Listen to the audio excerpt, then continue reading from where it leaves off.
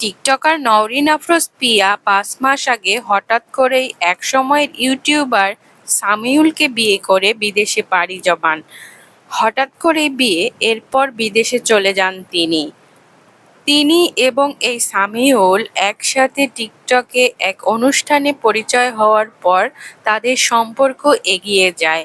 সম্পর্ক থেকে বন্ধুত্ব, বন্ধুত্ব থেকে একসময় তারা সিদ্ধান্ত নেন যে তারা একসাথে থাকবেন এবং তারা বিয়ে করবেন। এজন্যই তারা বিবাহ বন্ধনে আবদ্ধ হয়।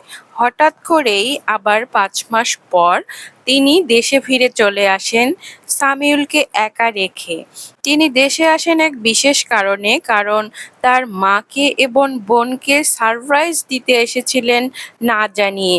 এছাড়াও তার এক বিশেষ গুরুত্বপূর্ণ কাজ ছিল, সেটা হচ্ছে তার বিজনেস কেরিয়ার ৪ নম্বর শোরুম উদ্বোধন করার কারণে।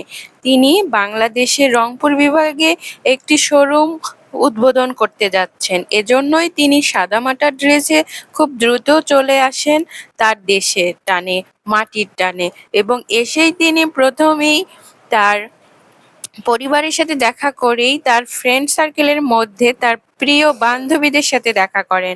তার প্রিয় বান্ধবী হচ্ছে নুসরাত জাহান অন্তরা, এবং তার সাথে আরও কেউ ছিল।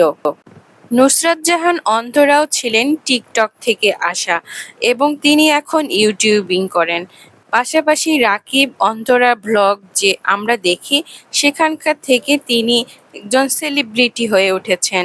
সেই সাথে তার বান্ধবী নওরিন আফরোজ পিয়ার সাথে দেখা করেন এবং তারা একটি সুন্দর মুহূর্ত কাটান।